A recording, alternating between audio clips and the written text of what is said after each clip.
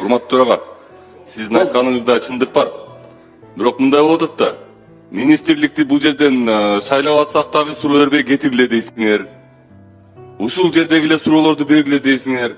Биз кабинеттерине барсак бул кишилер бизди кабыл албайт. Сүйлөшкөндөр таптакыр башкача биз менен. Мына азыр деле күлүп жылмайып отурбайбы мынакей. Мына нурдан көмөлөбүз мынакей отурат. Анан кийин биз ушул жерде биз эл өкүлүбүз. Разный вопросторду алгыла дейсиңер. Мындай биз эл үчүн бир нерсе кылабызбы же ушул жерде добуш берип эле кнопканы басып эле отура беребизби? Мисалы мектептердин немелери крышалары кулуп атат. Нурдан мырза, мен сиздин ордуңузда болсом мынтип күлүп отурмак эмесмин. Менин көзөмөлүмдө болсо ошол нерселерчи.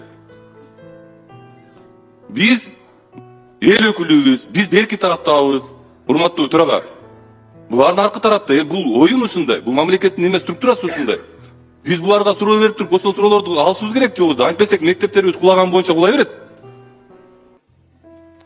Мен түшүнүп атам, ооба, биз, конечно, ошол жердеги эле суроону беришибиз керек. Бирок башка дагы возможность бербей атпайсыңарбы?